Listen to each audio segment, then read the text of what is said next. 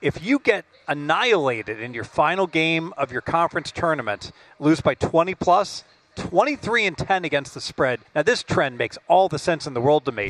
This is Sharp Money with Patrick Meagher on VSiN, the sports betting network. We're going to go game by game and give a breakdown, fellas. I'm just going to give an overview. So, Dallas, American Airlines Arena, where the Mavs play for the South. Number 1 seed, Houston boys, rolling until they were blown up by 28 to Iowa State.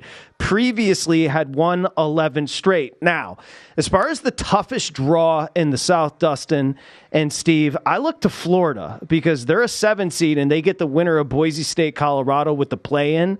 So that's a tough draw.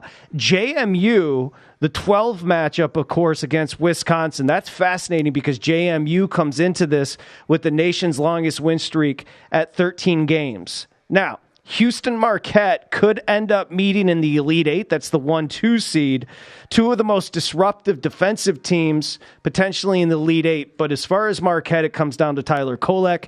If he's available, I imagine they get to the Elite Eight. If he's not, they don't. That's an overview. Let's start at the top of the South. Houston, your 1 seed against Longwood. Steve Fezzik, will start with you. Houston right now laying 24.5. I know, this stinks. It's Monday afternoon, and I'm going to come in and say it's way too late to bet Houston. They opened 22.5, $80 fine. Discussing lines that are long gone. But it makes sense. Houston and Connecticut, the two best teams. And Houston just got punked to lose by 28 to Iowa State.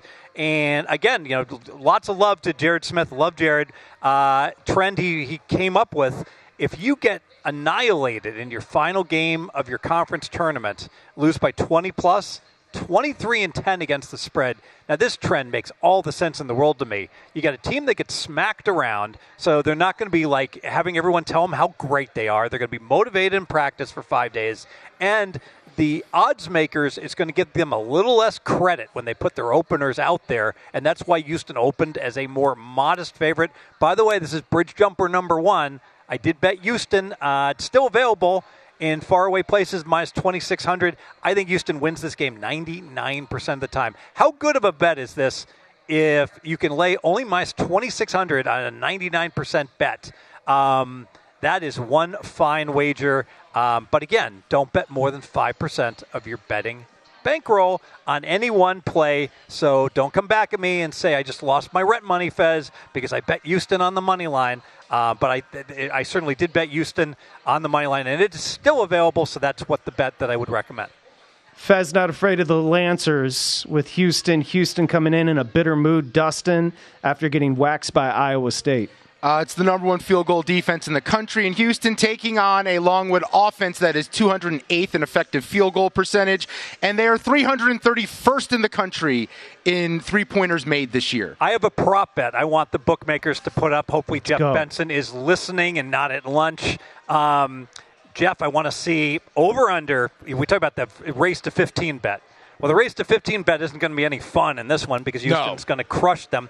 The question is over-under. When will Longwood get 15 points? How deep into the game? I can tell you this is one that will not be resolved in the first couple TV timeouts. Houston is a team I would think about looking at in the first half, especially with the just being angry off the loss to Iowa State. Yeah, and so clock prop on Longwood for them. Let's keep going, boys. 8-9 matchup, Nebraska, Texas A&M, Fez. Nebraska open 3's been bet down to 1.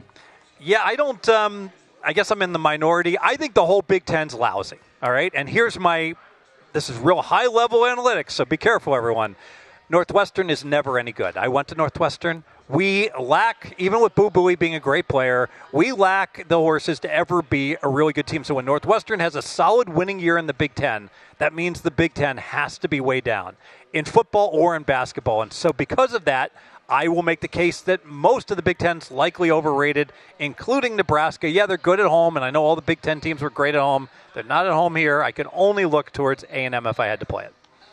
Okay, let's keep it going, and let's go 12-5 with JMU, James Madison, the Nation. Dustin, will go to you. Nation's longest win streak. They finished up the Sun Belt on Friday. Wisconsin, exhausted, got into the Big Ten Conference Tournament final. Wisconsin right now sitting 5.5.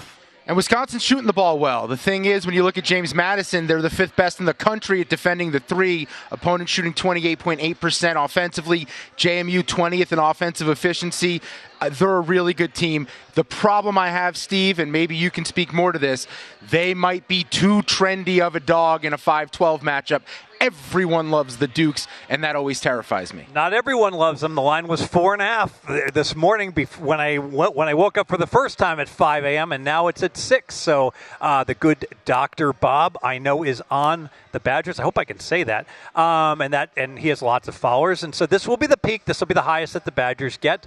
So if you want to invest in the Dukes +6, like Dustin mentioned, a whole bunch of people like them, and so this line's probably going to come back down, get a little closing line value likely on Dukes +6. Well, if the Dukes do beat Wisconsin, they could potentially take on Duke, the 4 seed. The Dukes v. Duke, Duke v. Vermont to start off 4-13 here. Fez, we'll start with you.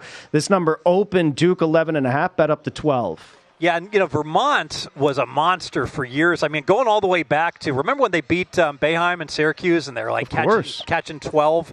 And that was like every single day that line went down by a point. This is like in the early 2000s, 2004-ish.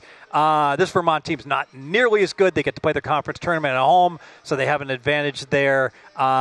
Duke is a basic strategy team to fade. I think they're overrated, but I don't like Vermont, so I'm passing. Tom Brennan, big guy, I believe, the head coach at Vermont back in the day when they beat Cuse. TJ Sorensen with the big shot from like half court basically for the win. Vermont is so hard to judge when you look at their schedule. They play nobody. They're 32nd best in the country on the defensive glass, but it's like, who are they doing it against? It's a lot of vanilla, trying to think, cloud-colored type players that they play against. Will NC State be exhausted? 5 games, 5 nights, physically, emotionally, mentally, had to win the ACC. They did, beating North Carolina. And here we go, Fez, a 6 matchup, Texas Tech versus the 11, NC State. This number, just to get it clear here, open 5.5 and is sitting 5 with Texas Tech laying it. Yeah, and again, these are just guidelines. I'm not betting. The vast majority of these games, I am no longer betting, and I think the line is basically right. But gun to my head, and you're filling out brackets and you're considering things. I know I don't want NC State. So even when the Valvano NC State, when they won it all and cut down the nets, remember that first game they played in the tournament against Pepperdine, they were donezo. They were beat. In fact, one of the Pepperdine waves, a little short Pepperdine wave, is like, you're going home, Wittenberg, you're nothing ACC. And they talked about how, it's just really hard after beating Ralph Sampson and Michael Jordan and everybody else, and James Worthy to suddenly have to be playing Pepperdine.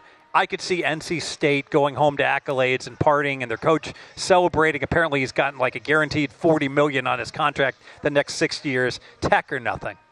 Let's keep it going. 3 Kentucky, Oakland, the Golden Grizzlies. This is bombs away. 3's big guy.